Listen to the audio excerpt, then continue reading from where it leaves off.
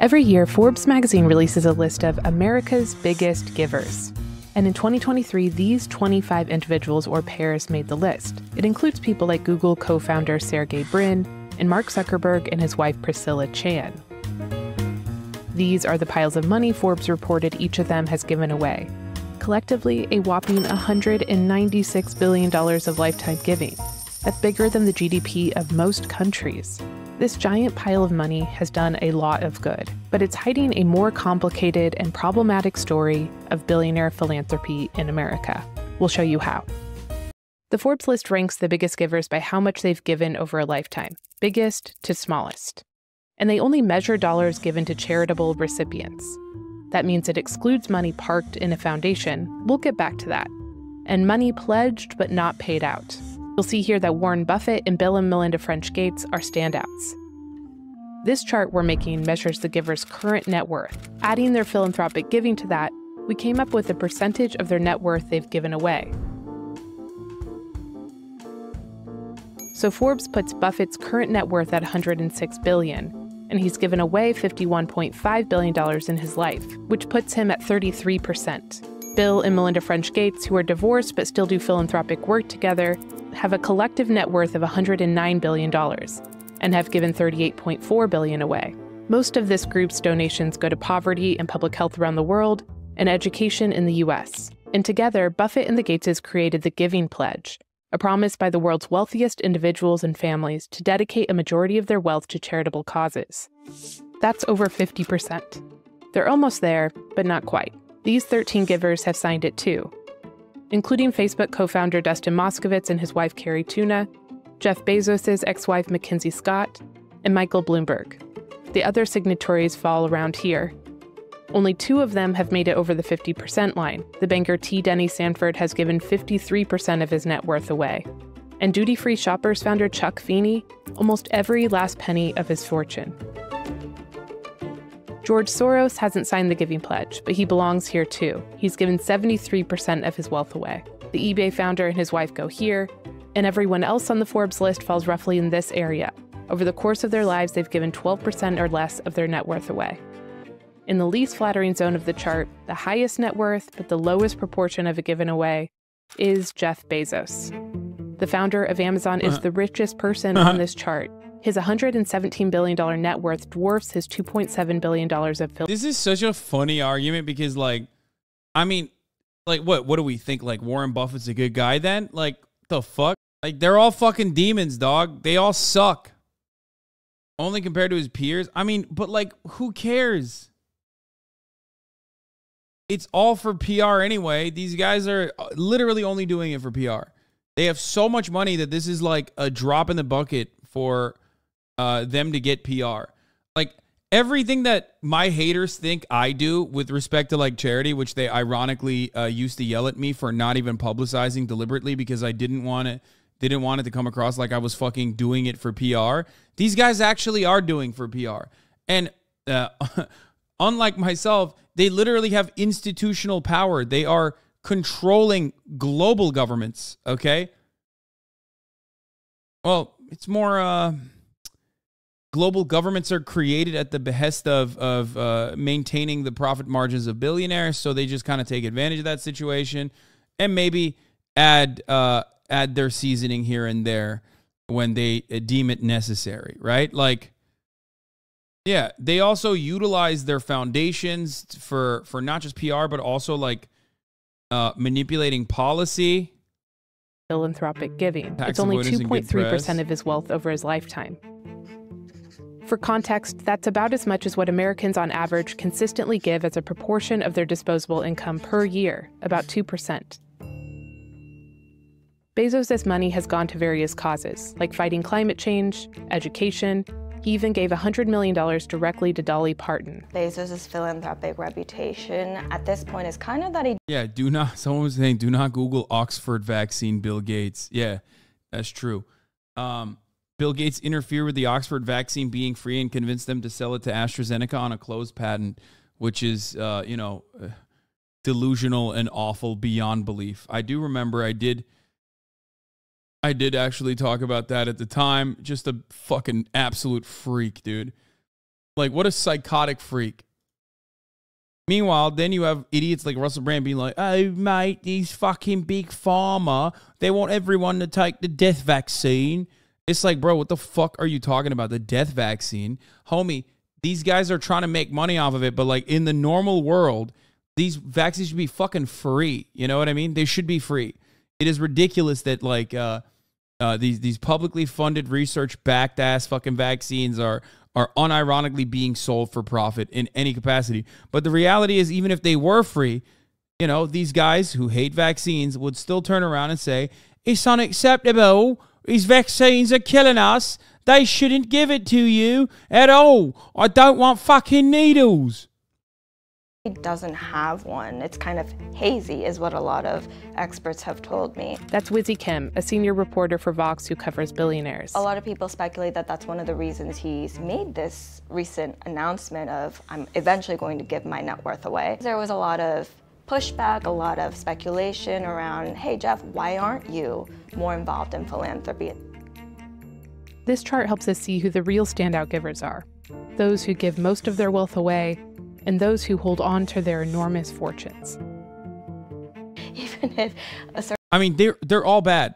Like, all of these guys have accumulated these immense, like, world-changing amounts of wealth off of abusing their workforce. Okay, every single one of them has extracted surplus labor value from hundreds of thousands, not fucking, in some instances, millions of people, okay? The idea that, like, some of them are better than others because they give more of their percentage of wealth is a silly one, when the main point of contention should be hyper-focusing on their relations to the means of production rather than how much money they turn around and give back to charities. Like, if you're so fucking charitable, how about you give larger profit, give back a larger percentage of the profits to your workforce and then actually pay a fair share in taxes instead of fucking turning around and advocating every step of the way to cut taxes for yourself and your corporation. Like, that's it. If wealthy people were magnanimous, truly, okay, then they would be paying their workers more. They wouldn't be having Amazon distribution facilities where ambulances stay outside instead of paying the additional cost for AC inside of the facility. If you pass away or you pass out from heat stroke, it's much cheaper for the company to just ship your ass over to the fucking nearest hospital via ambulance. That's it. This argument is ridiculous. But the problem isn't billionaires as individuals, but rather the system that allows them to do so. Don't lose focus on the real problem. Of course. Of course. Of course. The system is designed to create people like this. If it wasn't Bill Gates, if it wasn't Jeff Bezos, it'd be someone else. But these guys do have an awesome amount of power, an awesome, unimaginable amount of power. So they themselves are technically a little responsible here. I don't think you lump Gates in with Bezos. Software doesn't have sweatshop warehouse factory conditions. Yeah. But Bill Gates is a scumbag in his own way, for his rigorous controls over patents. And even then, they manufacture hardware too. So yes, they still use like awful labor conditions and awful warehouse factory conditions as well. You wouldn't say this if you were a billionaire? Yeah, I probably wouldn't say this if I was a billionaire. You want to know why? Because if I was a billionaire, that would mean that I have like completely lost interest in any of the genuinely held beliefs that I have currently, because I am a firm believer that, like, unless you're a fucking athlete, it's impossible pretty much for you to become a billionaire without legitimately extracting people's surplus labor value as a way to accumulate capital. Do you understand? It's no different than saying, like, you wouldn't say this if you were an evil person. Yeah, I mean, you wouldn't be advocating for trans issues if you yourself were transphobic and evil. Yeah, I wouldn't. You're right.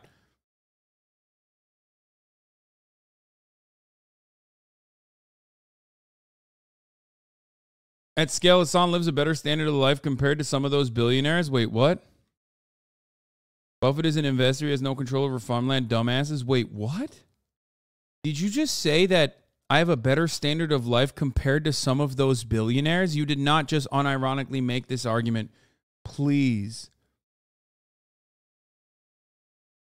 Oh my God, this guy ate the boot. He took the propaganda. This is why it's so effective. This guy goes, don't try and compare your giving to Buffett. Haha. Buffett lives on a house 1/8 in value to yours. Dog, what the fuck are you talking about, dude? Hey.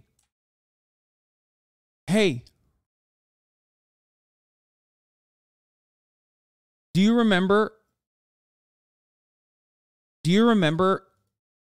Norfolk Southern that like poisoned Ohio and everyone was talking about it? Do you know who owns that company? Because I'm sure you as well as everyone else has like unironically added their 2 cents into this conversation. Because he invested in it and doesn't manage it. Guys, what do you think investors do? Do you think investors have no say? What are we talking about when we talk about the board's fiduciary responsibility? Do you think they're doing it for no reason? No, they're doing it at the behest of sometimes billionaires like Warren Buffett who own large shares through Berkshire Hathaway of companies like Norfolk Southern. When a company like Norfolk Southern invests into stock buybacks instead of investing into safety mechanisms and investing into a labor force like the labor unions are begging for them to do, they're doing that at the behest of other companies.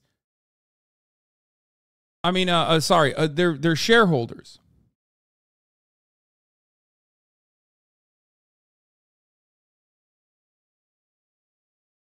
Warren Buffett owns Burlington Northern Santa Fe.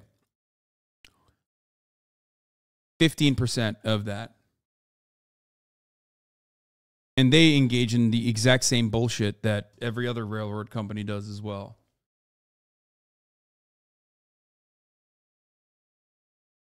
That's crazy to me.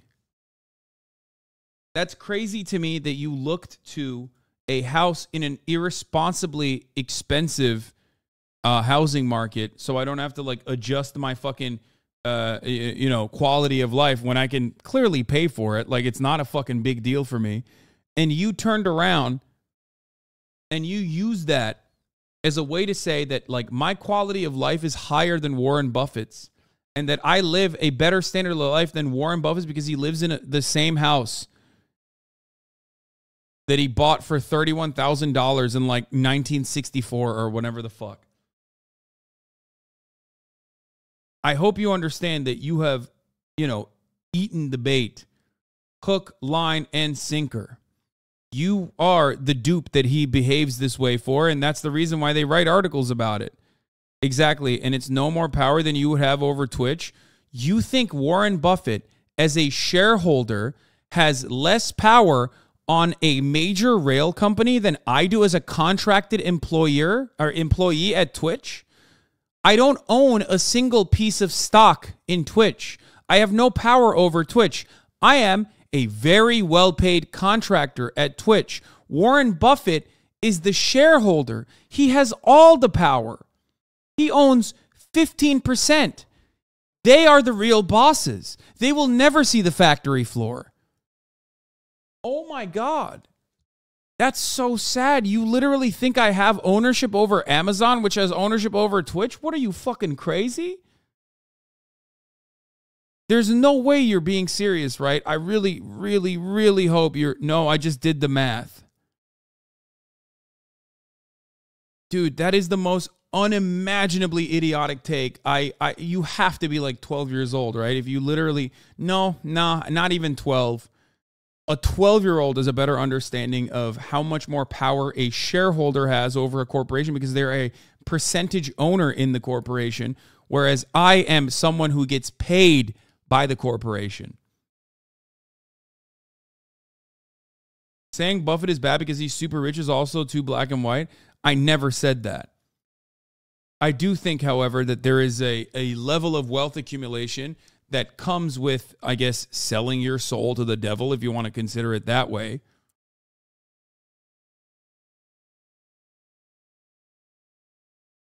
And billionaires certainly reach that level. Okay? But the real reason why Warren Buffett is not a good guy, is because he has ownership over these companies. Here it is. Warren Buffett, the owner of BNSF Railway's parent company, became 1.38 billion richer yesterday. In one day, Mr. Buffett made twice as much money as it would cost to guarantee 15 paid sick days a year to every rail worker in America. The greed of the rail industry must end. And when Democratic and Republican politicians operate at the behest of BNSF, they're doing it so that Warren Buffett can keep making a tidy profit like that.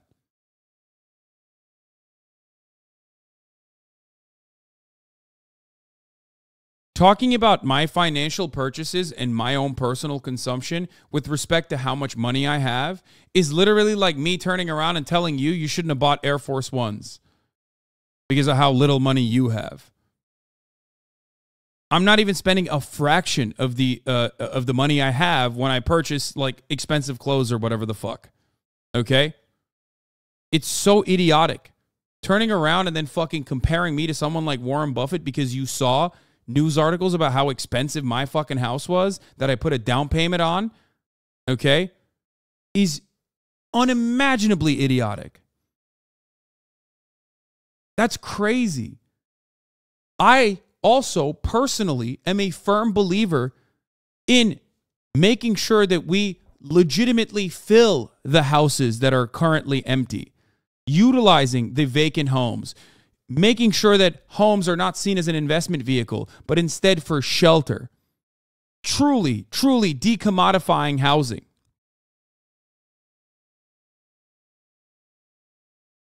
What level of wealth requires or strongly implies immorality? I don't know. People always say this. There is no perfect metric for this. Okay? There isn't.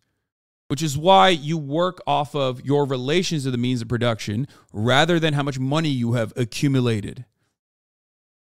But there is a level, which is why I talk about labor billionaires all the time. Like there are like football players and shit that are generating even more value for the teams that they're a part of, and they have massively expensive contracts. So now we do have something like billionaires that are wage billionaires, like labor billionaires, literally. But even then, they still, at that level, are already making so much extra money on the side as well.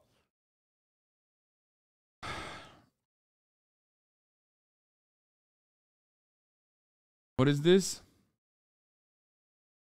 768,324,867 is the threshold, 2023.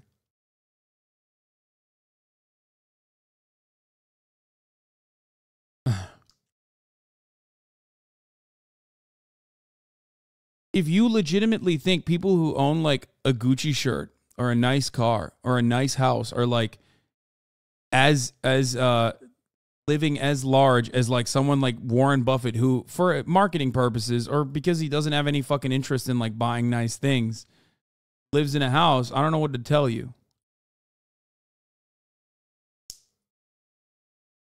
Speaking of Warren Buffett and getting taxed, no, this is a silly one because Warren Buffett says tax the rich, tax me. Okay, but it's yet another. When I say tax the rich, tax me, I only make money off of income. Okay, I am a wage earner. Okay, I generate value for a company. The company takes a surplus, my surplus labor value, and then gives it back to me. Warren Buffett can say, please increase the top marginal tax rate. Please do it all day, every day. If you think that that's where his income is coming from, I don't know what to tell you. He doesn't give a shit. He can be paid $1 a year. His wealth comes from his assets. His wealth comes from his capital accumulation.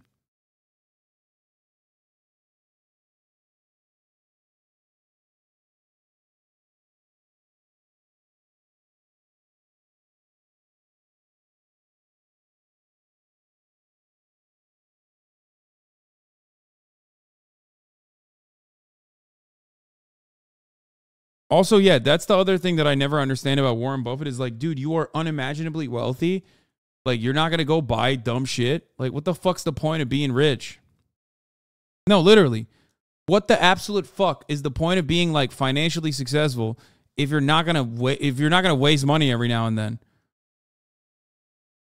Like, that is, in my opinion, that's way more sociopathic than like, you know, celebrities who buy like nice fucking cars and nice houses and shit for themselves.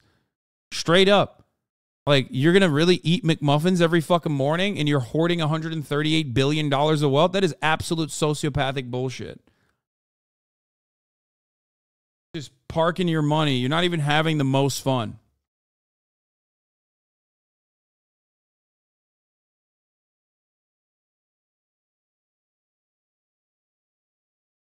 I think they just love being powerful. I mean, I think so too, yes.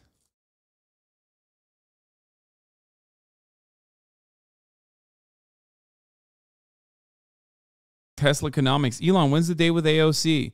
Alas, she would never date me. I'm not cool enough. Sad. Ugh.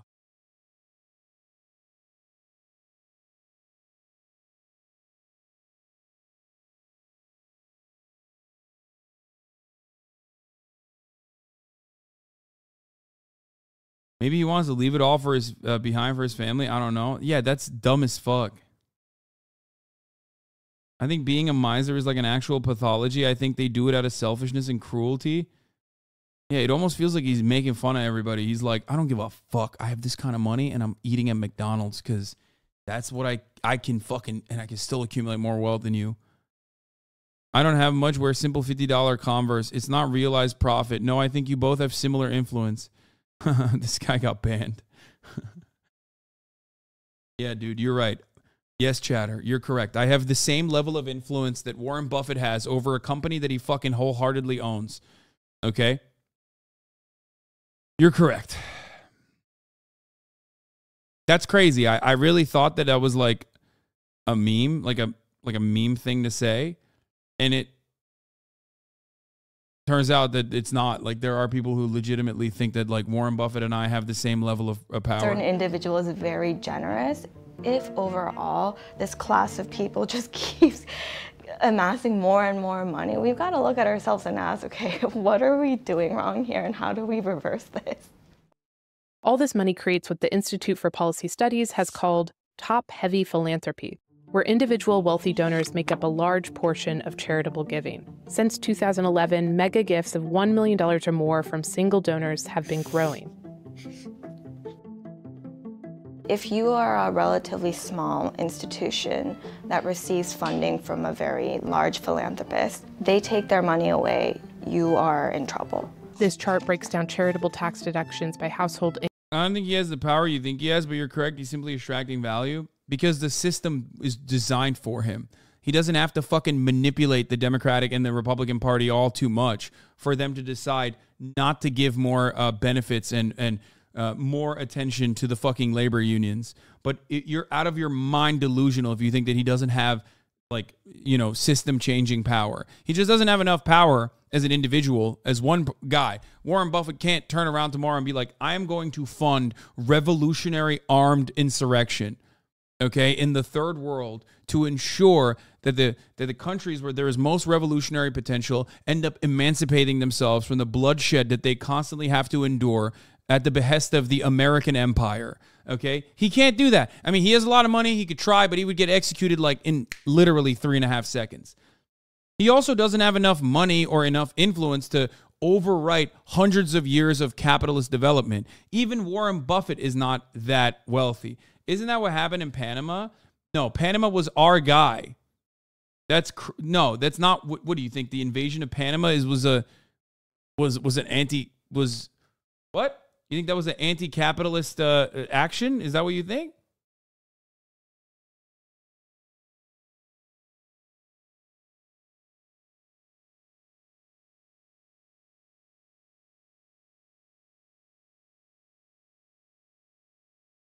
Anyway,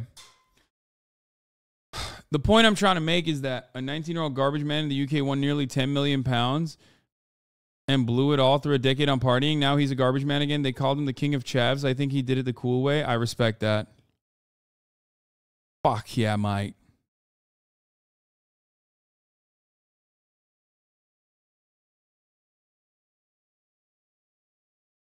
I think they're trolling you, lol.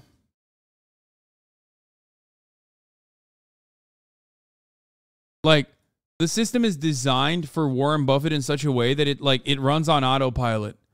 And yet that's still not enough. They still go for additional, they still create additional hurdles in the way of like minor, meaningless fucking labor protections. Like, they already have all the advantages. The system is created so that they can accumulate that level of wealth, and they have accumulated that level of wealth.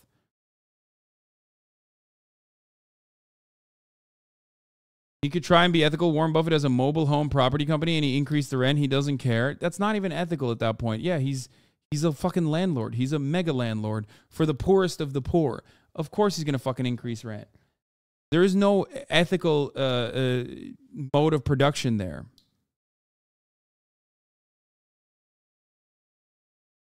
You did not miss the Murdoch coverage. I will do it tomorrow.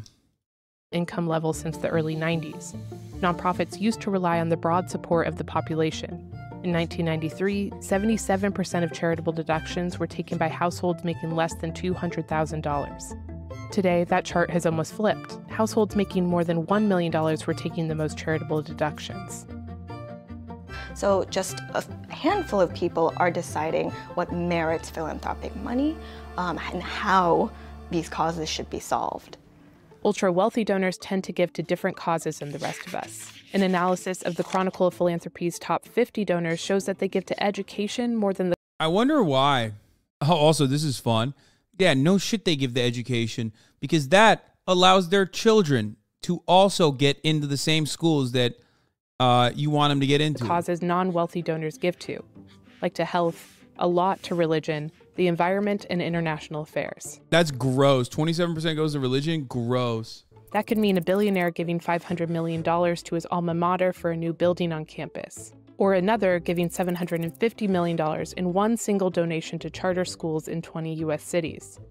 Yeah, education, as in privatizing education in the form of charter schools so that public education, which oftentimes is still backed by like what remaining shred of power labor unions have, are eviscerated into oblivion, only creating the rift between the haves and have-nots and making it worse overall. Charter schools are, of course, not fucking protected by any kind of regulation and oftentimes closed. They're fucking dog shit. There's no curriculum standards.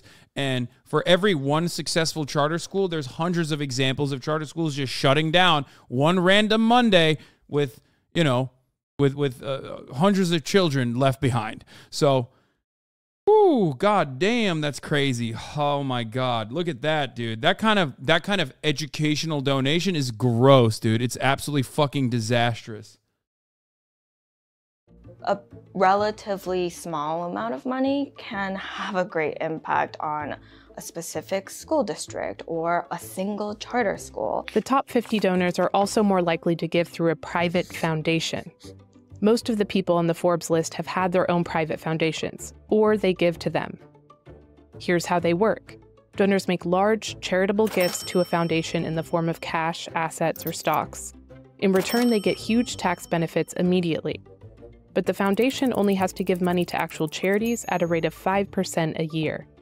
That means money can stockpile in here, donors reap the tax benefits, while charities may only get a trickle over time. The Forbes list only counts this money that foundations have already given to charity, not the money parked here. Meanwhile, this money continues to enrich donors. There's another way billionaires donate that the Forbes list doesn't count at all: donor-advised funds, which are more secretive by design. These are charitable savings accounts that allow the donor to be anonymous and offer even bigger upfront tax benefits. More importantly, they have no reporting or payout requirements, so it's difficult to tell whether the money is going somewhere good or just lowering the donor's tax bill. I mean, it is. It's lowering the donor's tax bill, and it's also lowering the donor's tax bill because the donor advised funds are fucking donating to the Federalist Society or donating to fucking Republican charities, Republican foundations that, or Democratic foundations, let's be real, that end up literally legalizing the lower tax bracket for them and ensuring that there is never any kind of fucking wealth tax, okay? No wealth tax whatsoever. So they're double dipping on the fucking tax benefits. One, it's a charitable donation and it gives you a tax break. And two, it's also lowering your tax bracket, or rather lowering the percentage of taxes that might ever implicate you or impact you in a meaningful way by no capital earnings, no capital accumulation tax, no wealth tax whatsoever. It's just how it works. Elon did this with a $6 billion he said he would give to the UN to end world hunger. Donor advised funds have been rising in popularity, meaning collectively they are housing billions of dollars yet to be paid out to charities. As of 2020, that figure was $160 billion. And the huge multi-billion-dollar endowments of foundations means they have a lot of power, like the Gates Foundation. In terms of global public health, the Gates Foundation does get a lot of credit for their work in improving vaccine access for preventable diseases for very young children. Since they've been doing their work in this, child mortality rates, like infant mortality under 5, has gone down a lot. Their foundation is also the largest private donor to the World Health Organization. Which tells you a lot about just how much agenda-setting power they have and what kinds of public health problems to prioritize. The biggest criticism is that it's undemocratic. I'm surprised this video is not talking about my vast media power as like the most powerful man who owns Twitch, apparently, or has ownership stake in Twitch, similar to like Warren Buffett in numerous different industries and numerous different companies, especially at the top of the hour when I serve you a 3-minute ad break, because Warren Buffett can't do that. I am the Warren Buffett of Twitch. I serve the top of the hour ad break, and I tell you at the top of the hour, if you no longer want to see those ads, all you need to do is subscribe for $5 or for free. There's nothing more apparent to me about like the Twitch horse blinders that I talk about regularly than the chatter unironically making the argument that I'm as powerful as Warren Buffett. I love that. I respect that. Personally, that's fire. Claims to be a socialist, owns a house, and runs the ad break. Yeah, that guy literally said Warren Buffett. Wow, I can't. Kind of flattering that you're that powerful in their world, or freaking horrifying. I think it's more that he's just like crazy, that chatter is just like completely brain broken by Twitch. I don't think it's like horrifying. Anyway. Enron executive John Arnold and his wife Laura. It's true. Charity is an indication of systemic failure. Okay?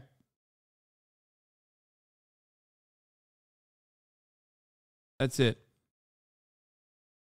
Charity is an indication that the system is broken. There would be no need for philanthropy, no need for charity whatsoever if the systems were truly just and equitable.